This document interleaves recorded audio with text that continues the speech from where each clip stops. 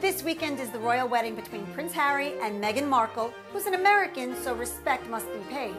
So if you're going to wake up and enjoy the festivities, you're going to want to honor them as best you can. The way I'm going to do it is take a twist on their wedding cake and make lemon scones with an elderflower icing.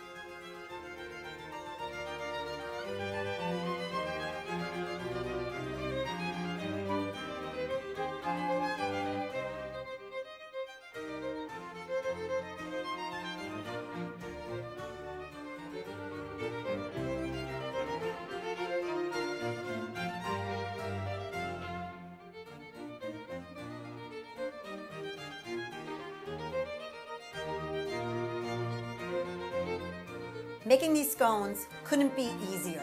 Now I have some tips to make them fresh for the morning, and so that you get along with the British royals, I want you to do everything right. First tip, you pinch, you use your middle finger to hold it up and support it, and then you take a polite sip.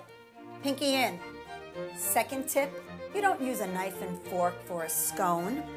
You just break a little bit off and you taste it. Sweet, not overly sweet. They're light, but there's a richness to the flavor. They're so good. Last tip.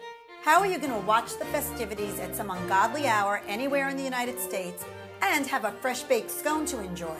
Make the dough tonight. Shape it into a disc, wrap it in wax paper, put it in the fridge. Tomorrow morning, open that oven, 375, take out the dough, cut it into wedges, put it inside for about 20-25 minutes, pull it out, you have fresh baked scones. Congratulations, Prince Harry and almost Princess Meghan. Cheers. Kitchenette, a little kitchen with a lot of flavor.